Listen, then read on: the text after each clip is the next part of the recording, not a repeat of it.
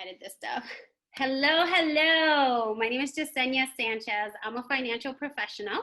I help people save money and make money. And today we are actually going to be talking to Sabrina Zervos. Did I say it correctly, Sabrina? Zervos. Zervos. Zervos. I was afraid I was going to say it wrong. Zervos.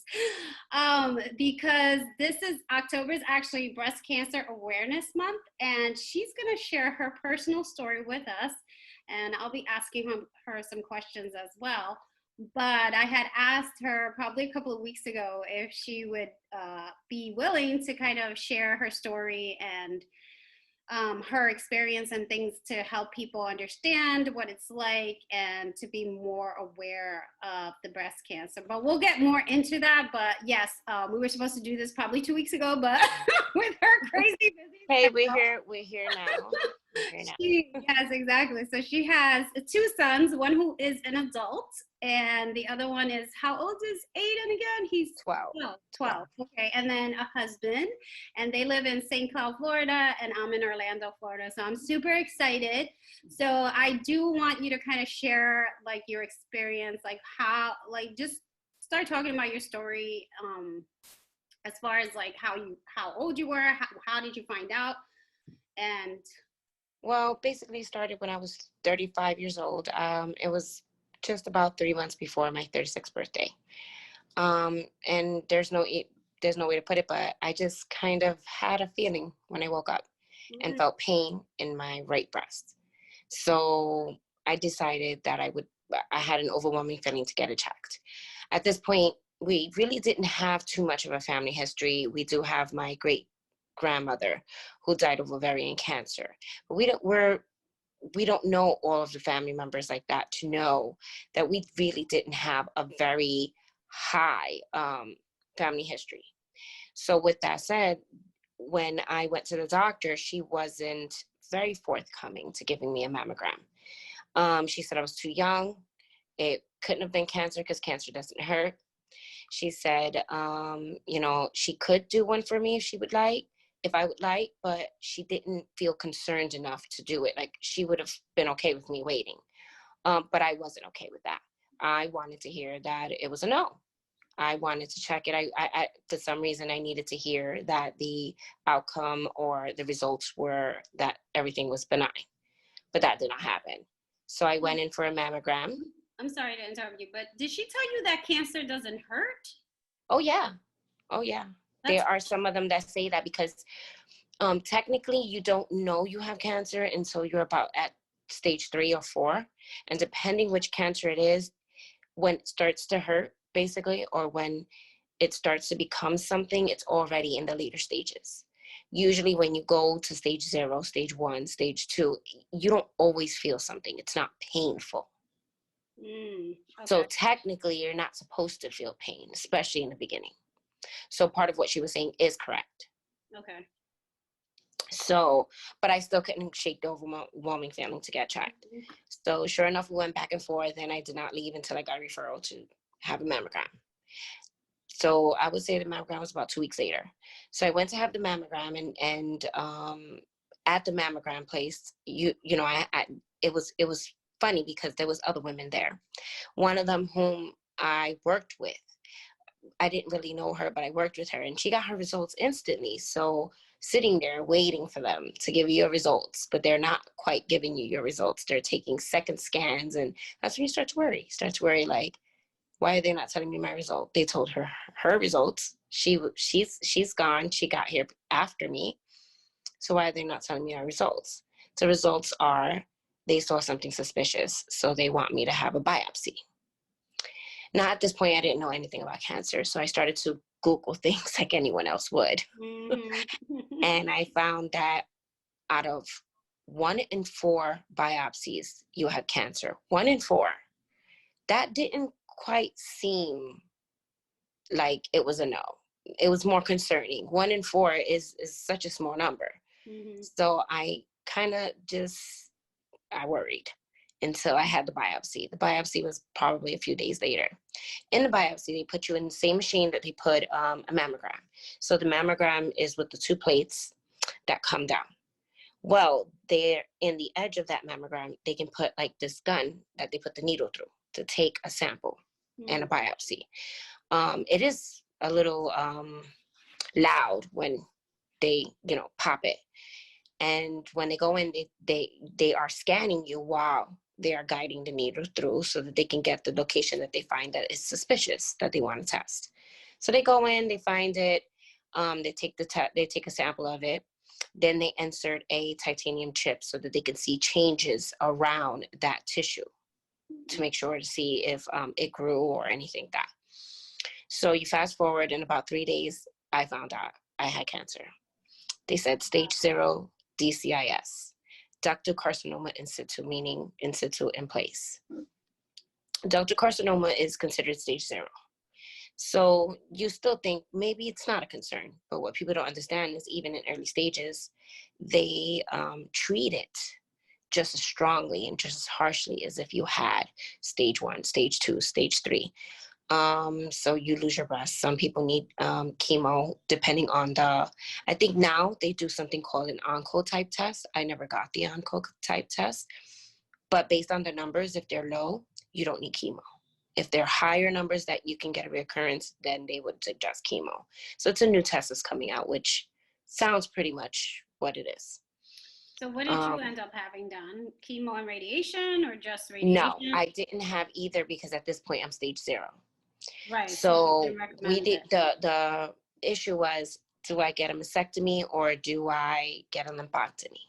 What? That sounds insane. Okay. So I'm but sorry. The decision wasn't made. Huh? No, the decision wasn't made there, because you can do a lumpectomy where they take a portion off, only just a portion, and they clear the margins, and you don't really have to remove anything, just breast tissue. Right, but I thought you said they treated it like you had stage 3 or stage 4. 2 or stage 1, yes, because okay, the way to explain this is all DCIS does not turn into invasive cancer, but all invasive cancer comes from DCIS. Did you understand? That's so so they don't know why or which women it will progress in. They only know that all of breast cancer came from DCIS, but not all DCIS can develop into invasive cancer. Okay. So then the next level of it was, I was too young to have breast cancer, so why not? At this point, there was like an article that came out with Angelina Jolie where she said that she had the BRCA gene. So it was a big thing that year that she came out. In that time that she came out, that's when they started highly testing for BRCA genes. So they sent me to a genetic counselor and decided maybe I should check because I was so young. And it's something that I read and I wanted, so I was happy that they offered it. I went to Weill Cornell in New York City. Amazing hospital. They had a whole team.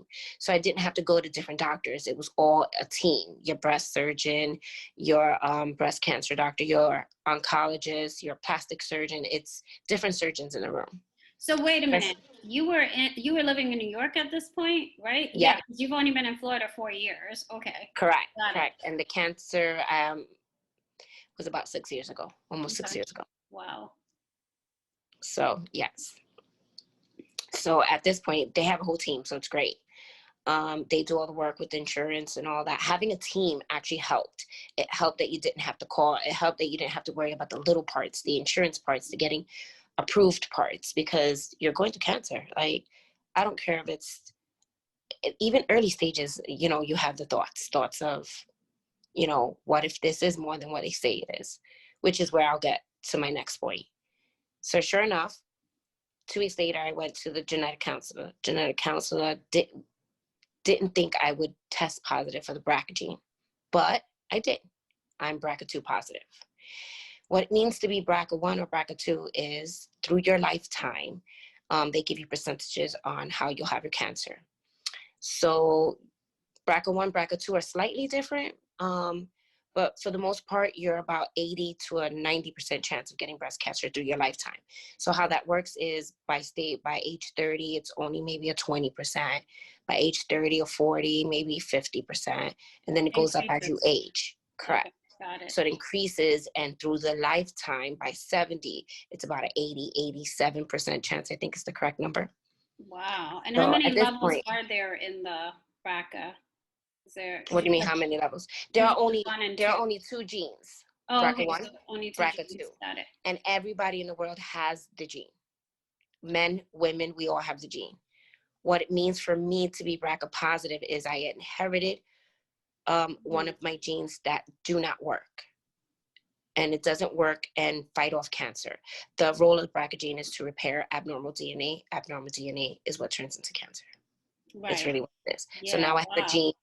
I have a gene that doesn't deflect it, just like your immune system. Your immune system protects you. Your BRCA gene protects you from abnormal genes, and I am more susceptible. So, tell us more about the test itself, as far as like, because I know you do a lot of research on everything, even now, currently. I know this is 6 years ago, but things have obviously, I'm sure, have advanced or changed. Is this test that's available to anyone to do? Do they have to have a doctor prescribe it? Yes, Okay. yes. It's you have to see a genetic counselor for it. They don't advise you to do this, but you can do like 23andMe. Some women have found it on 23andMe. 23 But what? 23andMe, it's a genetic. You can like take like you can test your blood. It's also Right. with Ancestry. It's Yes. linked with Okay. Ancestry, and you can do one or the other. And that one tells you about different illnesses that may be that you might be genetically disposed to, basically. Okay. Gotcha. Okay, so you can do it on your own, but they recommend No, going. I did it. I did the recommended one from the doctor, and that one is just a blood test. And they advised because of my age. It's either your age or you have a family history of it. For example, your sister, your mother, your aunt. It has to be a close proximity family for them to test you, or a strong family history. Mm-hmm. It just doesn't. They just don't offer it. And sometimes you can request it. Some insurances will pay for it. Okay. So it depends. You just got to do your research. Got it. But I was advised to do it, and I wanted to do it, and it was shocking So, knowing that let's go back to your decision making now. Either because that now, changes it. huh? That changes your decision. Now lymphotomy is off the table. Oh, so you had the test done first before you decided. Correct. Okay, Correct. Because I wanted all the facts before I decided. Because if I wasn't BRCA positive, maybe I don't have to do a mastectomy. Mm-hmm. Right. Maybe I don't have to go so radical. So it was part of the decision making. Nice. Okay. So when I tested positive, that's when I decided I think mastectomy would be a good idea. In the decision making, that wasn't even easy, because the doctors, they have their own way of wanting to do your surgery. They have their mindset on what they want to do, whether, because you have a choice. You have a choice of not putting implants. You have a choice of reconstructing, not reconstructing. And it's different for everyone, because people who have to do radiation might wait to be reconstructed or do it first. It depends. There's so many choices. There are so many choices. Wow, that's overwhelming. I would imagine, just the fact that you, first of all, you had to go through this, and at 35. Yeah, that you got diagnosed with breast cancer, and then trying to decide, about how they were going to handle the for your breast. And yes. So how are you feeling at this moment? Because I know for a lot of women, like, our breasts are a huge part of who we are, right? Yes. And it makes us feel beautiful. We're taught from very young that there are, you cover them up. You don't, they're sex objects. You're taught this from a young age, that those are things that you cover up, that men look at. So we connect our breasts with our beauty.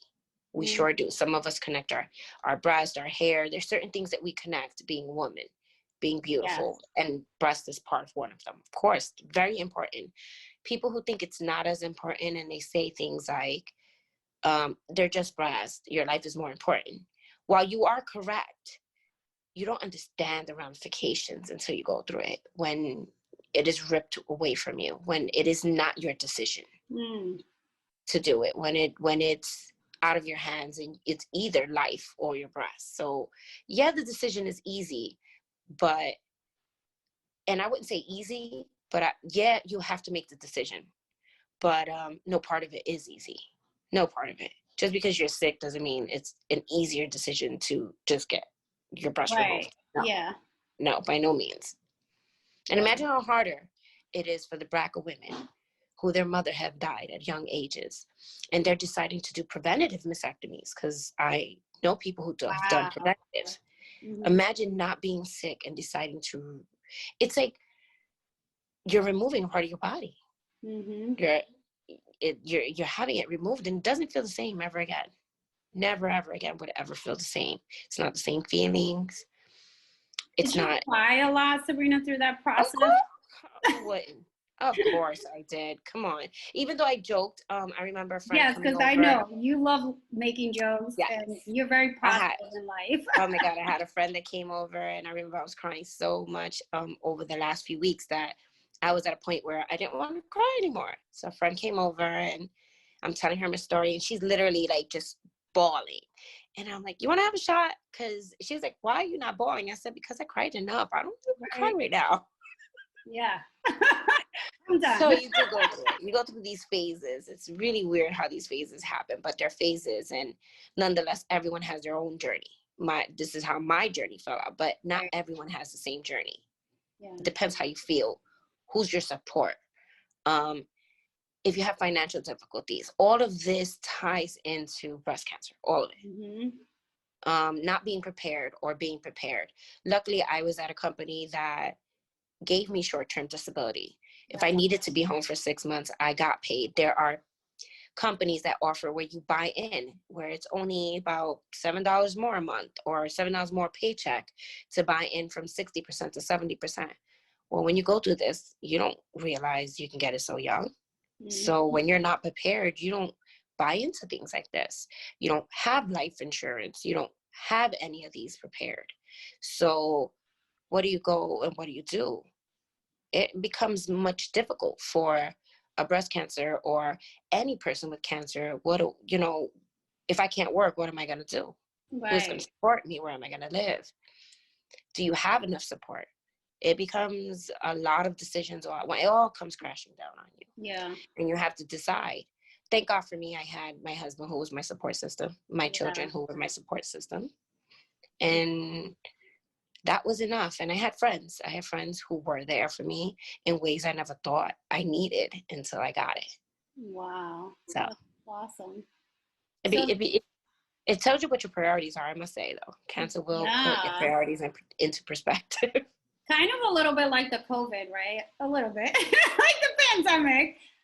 Yes, As it far can be as scary, and it is because for some people it is deadly. So it's scary nonetheless. right. Anything you go through, anything that can take your life, anything that is an illness, anything that is sudden, and you feel like, oh my God, I can die, it's a big deal. Yeah. Or, die too soon. Like, yeah, I know I'm gonna You're too young. die, but I'm not Yeah, planning on dying until I'm 100. you know, That's my goal. I got some time. But then, yeah, to get something like that when you're super young, as you were, that's crazy. So, how did your husband handle it? As far as, if you don't mind sharing, you don't have to share as far as well, he, he's more a private person, but he right, handled it pretty well. He was there to support. The one thing I remember feeling upset about was, how would he look at me again? Like, you'd start to think that you can't look at yourself in the mirror. Like, what people don't understand is you have these big scars, and when you come out the shower every day you are reminded of those scars and what those scars mean to you, what was taken from you from those scars. So if you don't see yourself beautiful, how do you expect anyone else to? mm, wow, So how would I didn't know how he would look at me. I didn't know if he would accept it. Like, and you think, and a lot of people are like, oh my God, he's supposed to because he's your husband. that's not You don't the know. case. Yeah, There right, are stories out there that you don't know. Luckily for me, that it was a good situation. right. He never looked at me differently. He always looked at me and still looks at me as if I'm his beautiful wife.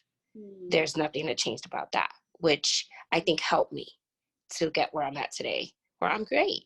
I'm doing well and I feel beautiful.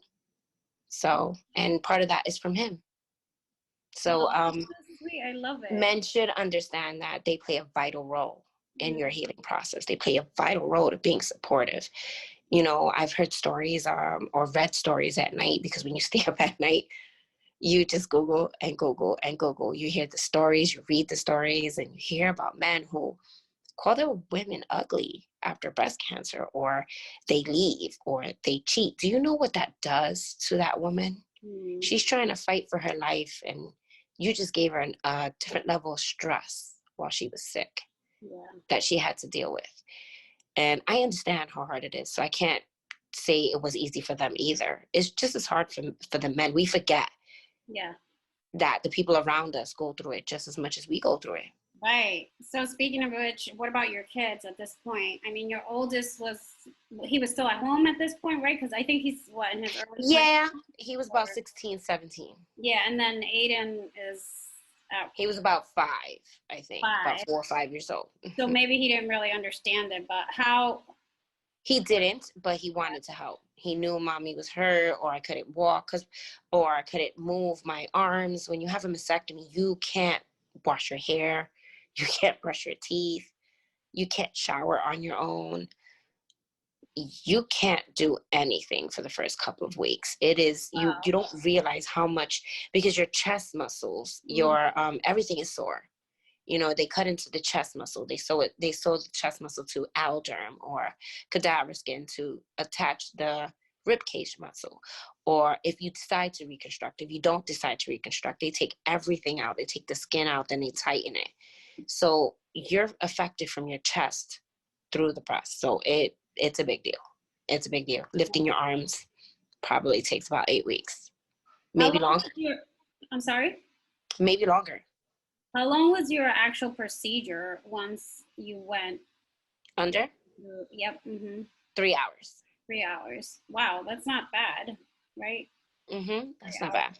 It's about 3 hours. I don't think it was 4. I think it was before the 4 hours. But it's still, anytime you're under for more than an hour, you feel it on your body. It's hard on your body when you wake up. Yeah. Wow. And how did your oldest son respond to it? He responded well as well. We didn't have a relationship before cancer. I think this actually brought us closer.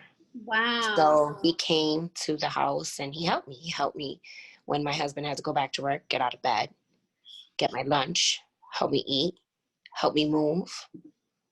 Because the important role is you have to move around, because you can get blood clots after being put under. So you have to move. How do you get in and out of bed? How do you walk? So you need help with everything.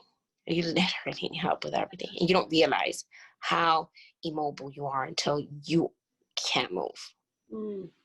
So he actually stepped up and helped me. Yeah, and that must be a really, because I know you're like a powerhouse woman. I don't like people to see me hurt and know. No, exactly. And being so vulnerable and relying on other people. That must have been. Oh, that's hard. That's hard when you're used to being, doing things yourself, cleaning your house, something as simple as that, washing your hair, something as simple as that. When a friend came to wash my hair, it meant more to me than I ever thought it would. I didn't know how much I needed that. For her to come wash my hair, blow it out for me, I couldn't do anything. Wow. So it's hard when you're used to being or doing things on your own, to let other people do it for you. When you're used to doing things, you're not used to waiting for people. You're not used to having people wait on you. It's hard when you don't like relying on other people. It makes you realize who is there for you, who isn't there for you. Right.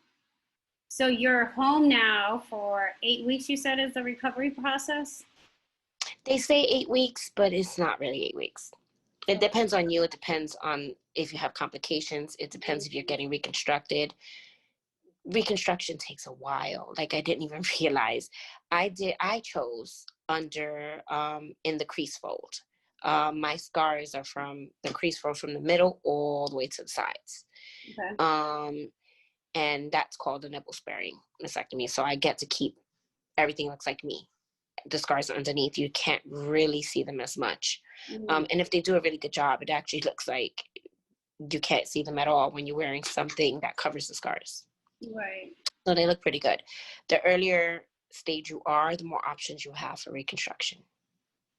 Mhm. If you don't do radiation, the more options you have for reconstruction. The smaller you are or the bigger you are also makes a difference. If you're really large and pressed, they may not be able to save your nipples because it's too far from the blood vessels that attach to the chest wall. So your options change with size, your options change with age, with treatment. So your options either get smaller or they're in a large pool. But there's a lot of options now. Wow. So the reconstruction part for you was in addition to you recovering, right? Correct. Um, I had what's called expanders put in. okay, I've heard of that. They're temporary.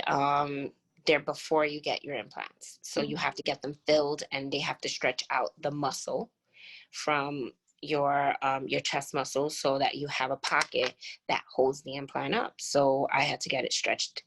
And the way you get it stretched is the expanders have a port where they put a needle and they inject, I think, a saline, and you get different fills. So for every 2 weeks, I got about 50 cc's or 100 cc's. It depends what your body can take. And they don't tell you how tight your chest feels. You can't go to work the next day. For me, I couldn't go to work the next day. The doctor said you could, but there was no way. It was tight. It felt like an elephant was sitting right on your chest. Wow. So wait a minute. Let me get this straight. Were you, because I actually have a friend that went through breast cancer. She still worked while going through all of the treatment. She had the chemo, radiation, all of that. She was working. I worked. I went back to work and did my fills and went home. I did the same thing. So you, throughout the process of all of this, you still worked, even though you were getting some disability. At this moment, okay, see, my thought process was I didn't want to be labeled with disability. I didn't want to be labeled. I felt I'm going to do it. I got this. I can handle it. I didn't need anyone. No one was going to tell me it was going to change me, but it does change you. It changes you. You can't help it. It changes you. Right. So I thought it wasn't going to change me. So I was kind of like in denial in that sense. A little stubborn, I would say. I can be, yes, you are right. Which could be to your benefit, right? But sometimes it can. Sometimes it can. Wow. Okay, so you were working still, and then as far as you had the. I went back to work, I think 10 weeks after, and then I did the fills.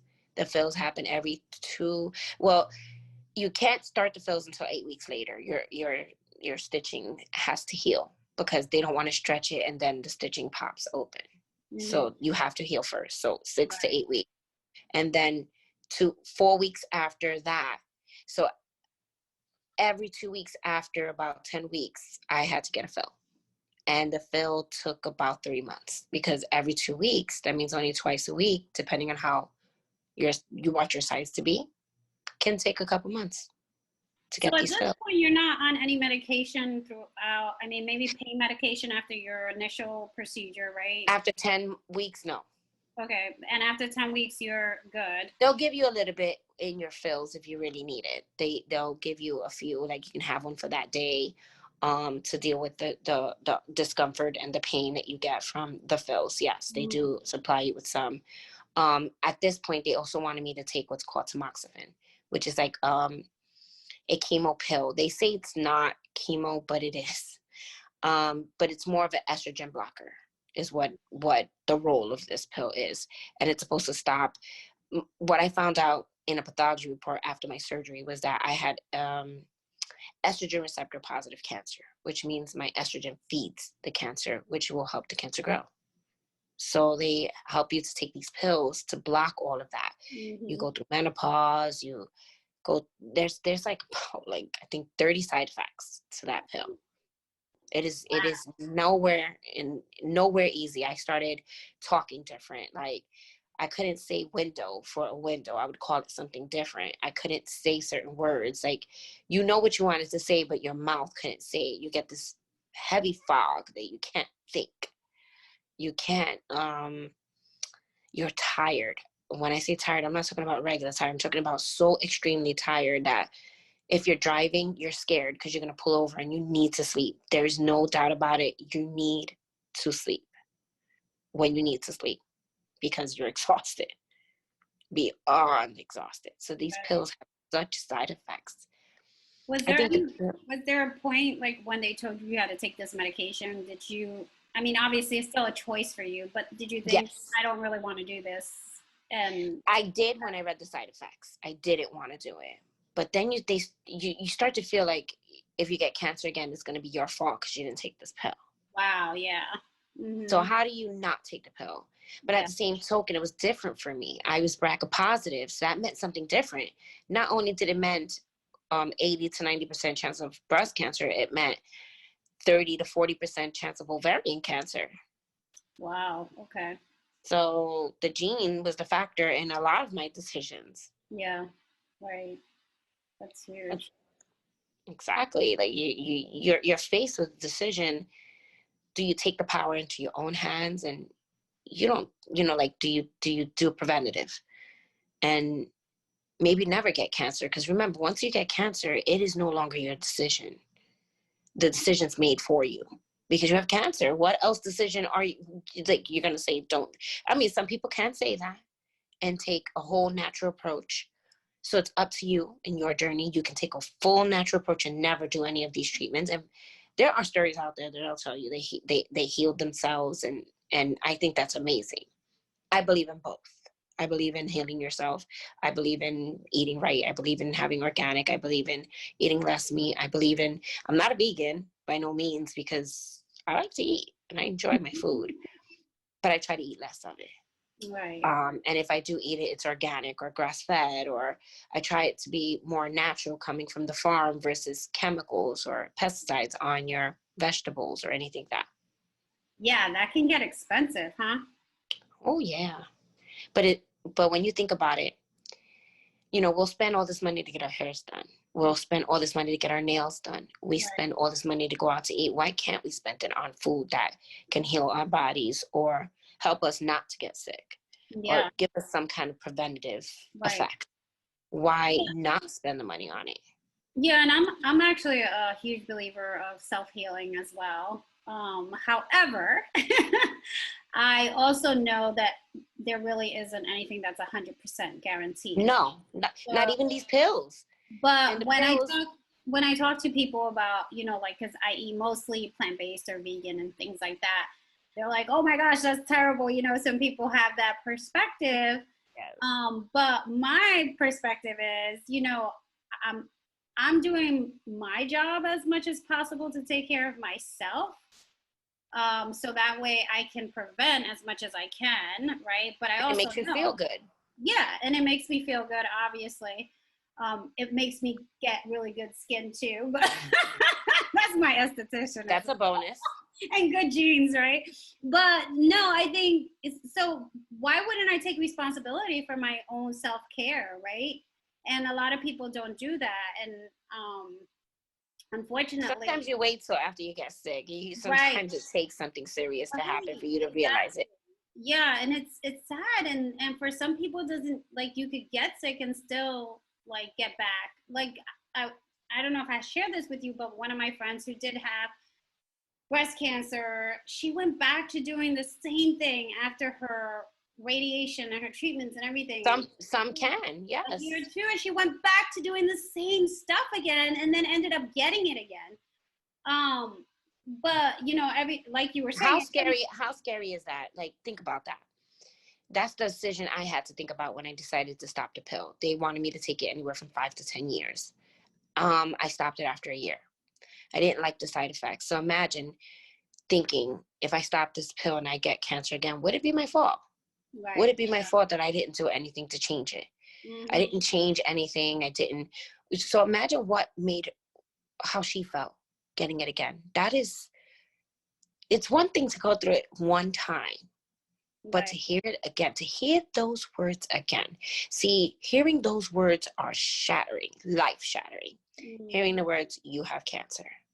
People don't understand. Your heart drops. You're at the pit of your stomach.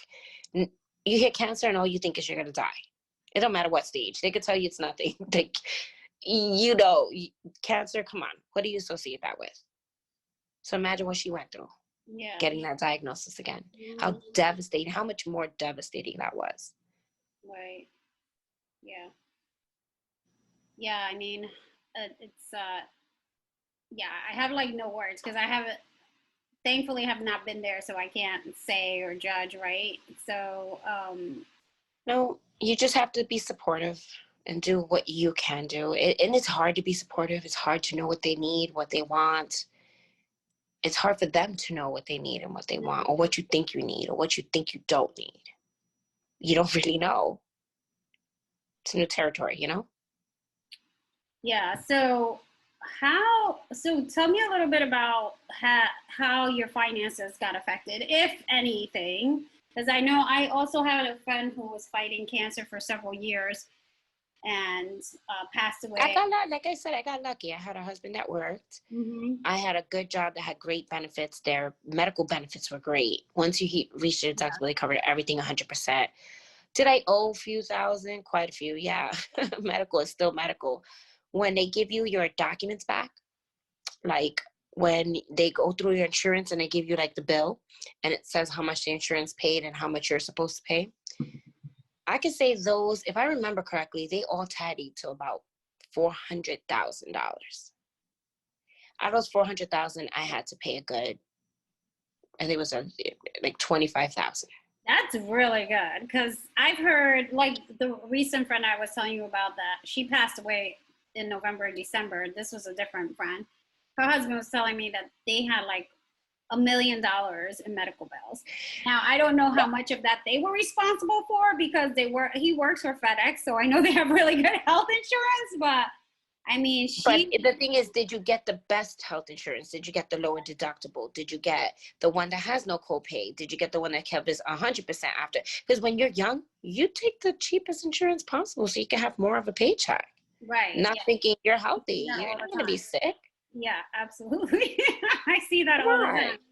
I mean, you're thinking, this stuff isn't going to happen to me. I thought I was in the prime of my life. Why would I think I was getting sick? I was working Yeah, out. I was in the best shape of my life. And that's why it was weird. All my family was like, you got cancer? Because I'm the one who eats the most, the best. I'm the one who looks for what I eat. I wasn't organic per se. And I was juicing and stuff like that. That I was doing. But I wasn't like organic, nor was I was still eating lots of red meat. That's the one thing I don't do, is I don't eat a lot of red meat at all. I'm lucky if I eat it once or twice a year. I try to stay back and just do things minimally. Everything in moderation is always best, in my opinion, if you don't want to give it up, that is. So moderation. you obviously you changed your diet, right? Because yeah, tell me, share your story about how you go shopping for organic food with your family, and I find it so funny. How they always sneaking things in the cart, and like Yes. cookies and things that are not organic, and cakes and honey buns or something like that. We're always like, we get to the front and I'm like, how did this get in the cart? And they're Right. like, but come on, we can't eat everything organic. Come on, mom, come on, let me eat this and let me eat that. So I'm always joking with them, and the cashier is always like looking at us, and she's laughing because I'm like, but okay, fine, you can get that, but not that. And they're like, but come on. So it's always an issue. But sometimes you give in a little. I mean, again, everything in moderation. Right, exactly. So I know I had shared with you about life insurance and living benefits probably a while ago. So has it been that long? It's been a year, I think, at least. And Wow, yes. I do. I kind of want to go over that a little bit, and then I want us to close because I want you to share something that you really want to, communicate to women in general about breast cancer and getting themselves checked. But before we go there, I do want to share a little bit about the living benefits. So, living benefits are actually through a life insurance product. There's a few companies that offer it, but what it does, it allows you to have access to your death benefit while you're still alive if you have any of these illnesses, critical illness, which could be cancer, heart attack, stroke, things like that. And then you have terminal illness benefit. Um, that means that the doctor tells you only have 12 months to live, and then you can access the money before you pass away. And then you have chronic illness as well, which is where you can't do two of the activities of daily living. Like you can't feed yourself or go to the bathroom by yourself for typically more than 3 months. So those are your illnesses in general of how you can utilize this benefit. And I know for me personally, my dad had throat cancer, and I know this is something that could have definitely helped us with him financially as far as the treatment that he got. He didn't have to be in a low income nursing home and get care. He could have been at home getting care had we had access to this. And just to give you kind of an example of this, so this actually talks about, let me see, I think this guy, let's see. I think this guy he got actually diagnosed with pancreatic cancer and was told he had 8 months to live. So he got 12 months. So he had a death benefit of $500,000 and was paying $69.23 a month. And that, of course, was because of his age. So he was 45, right? And it was a term policy, which is still inexpensive, but for his age is a little bit more with having that $500,000. Now he got diagnosed with it at age 53, and he was actually able to accelerate $461,920 from this death benefit while he was still alive, and had only paid about $6,600 into it. So do you think that something like this would have been helpful for you when you were going? Of I know course. great insurance and Of course, because even though 25,000 may not be a lot to other people, but it's still a whole lot. The benefit. Okay, the first year of cancer wasn't so bad because of all the coverage I got. It started getting hard after when the side effects kicked in from the pills, when the side effects started to limit my motion, and I got let go from my job because I couldn't perform my regular functions as I thought I did because of the brain fog and all of that. So when that happens, it would be luckily for me, I had a little bit of 401k, but I had to use it all. Why? yeah, that's not the purpose of a 401k, right? No, it's not. It's the purpose to use it as you get older so you can retire. So if you have death benefits, you don't have to touch your 401k. If you have death benefits, you don't have to sell your home in fear that you might lose it. So you want to get rid of it and make your money on it, pay some of your debt off. If you can't work, which I didn't work for a little while, it becomes a little harder when you have one income. But again, I was lucky enough to have the support I needed. So it could have been worse. But it was still hard. And why not make it easier on yourself? When you feel better, when you're financially ready, does it make your cancer any less? No. But those are things you don't have to worry about. Worrying about paying your mortgage, worry about feeding your children, worry about making sure you have everything you need or your family needs.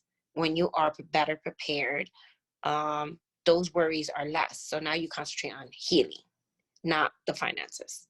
Right, exactly. That's very well said. I know, because that can be very stressful when Oh, yes. you're going through treatment. And I mean, for some people, they're worried about how they're going to get food on the table, right? Some of them wasn't even properly insured or not insured because they were so young, thinking that they couldn't get sick. Mm-hmm. Imagine not being insured and you owe $400,000. 400,000, and it's more than that. That was only the first 6 months of cancer and reconstruction.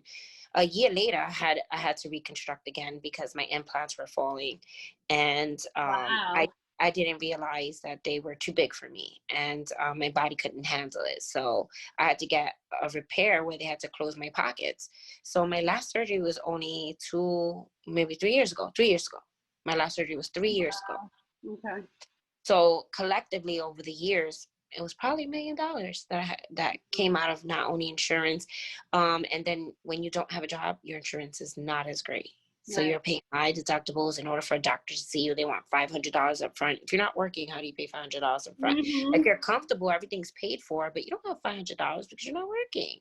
Right. So if you're comfortable paying all your bills, what about when these hiccups or surprises come up? You have to be prepared for them. It's not easy. Wow. So people should prepare, have life insurance, have good health insurance. Just because you're young doesn't mean anything. So right now you're cancer free. How many years? 6. 6 years. Yay! Congratulations. Keep it going. Yeah. Well, I'm trying. I don't ever want to hear those words again. And I like to believe I do enough to make right. sure I'm good.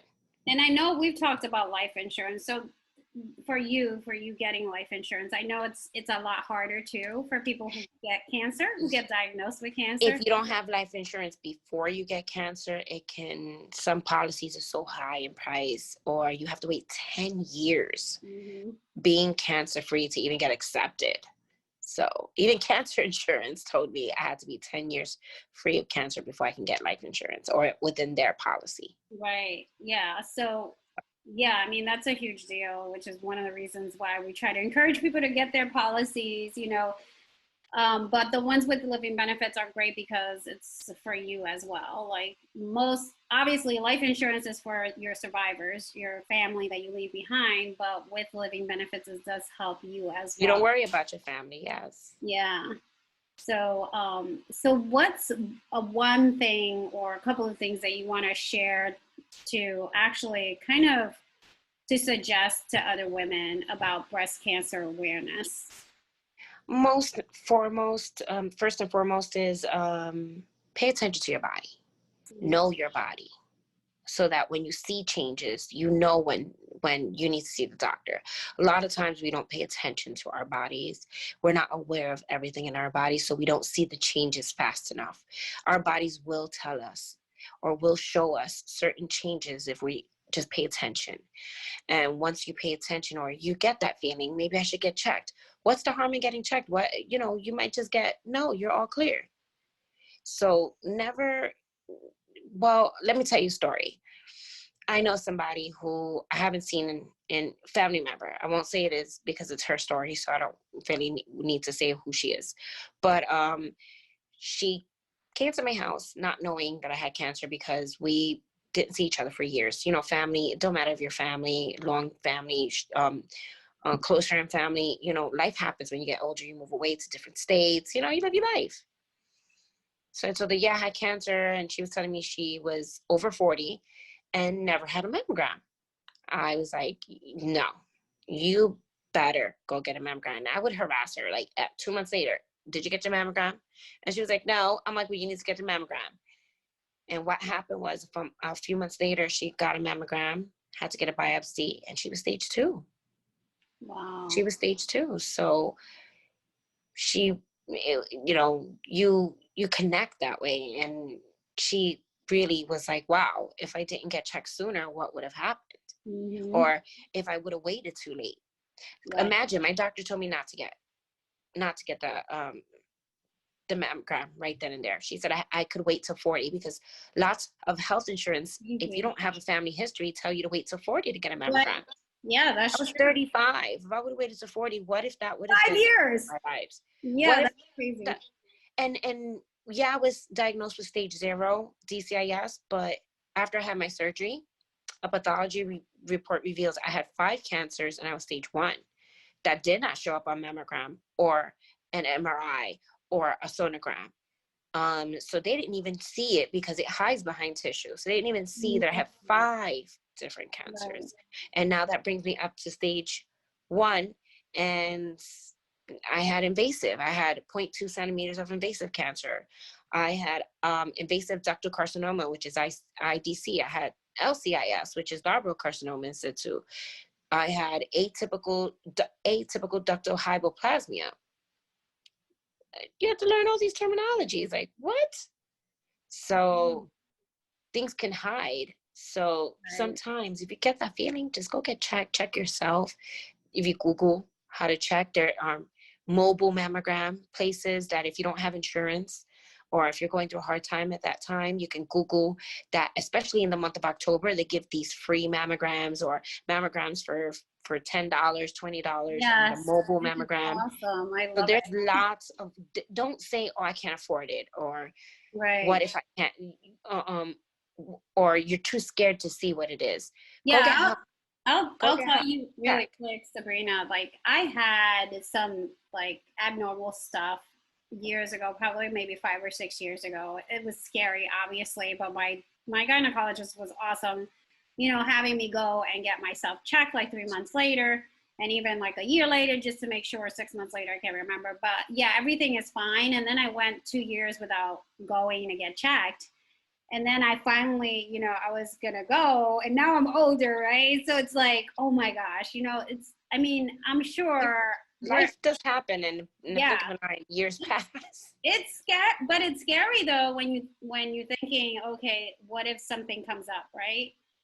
I mean, that I'm sure a lot of women are like that. Getting the test, waiting a couple days to hear the results. Right. I think that's one of my biggest issues. Like every time I go for a test, I'm very uncomfortable. Once you hear you have something or they find something, every single test you get after that, it's almost like you relive it. You're like, oh my God, wow. is it this time that it's going to come back? Oh my God. Oh my God. And you get all worked up and then it comes back clear. Yeah. So imagine, even if you're healthy, you're like, oh my God, what if it's me? Oh my God. Like, you start to think, what are my results? So right. Yeah, it's hard. You worry a lot, but you shouldn't all the time. How is your family member doing? Is she better? Is she good? Oh yeah, she's good. She's working. She's doing what she has to do. Living life. She's healthy. So She had a she's reconstruction. cancer-free? She's cancer free. Okay, A few years now. Oh, that's really good. So And I had another person. So imagine I believe that you should tell your story if you haven't told your story already, for those who have had a cancer, but you have to be ready for it. And that's true, right? if it takes 1 year, if it takes 6 months, if it takes 5 years, it's as long as you need. Mm-hmm. And when it's your story, you say it when you are ready to say it. Wow. So going back to what you were talking about, the mammograms, I know here in Orlando, there is Advent Health does provide, and I'll share the link too as well.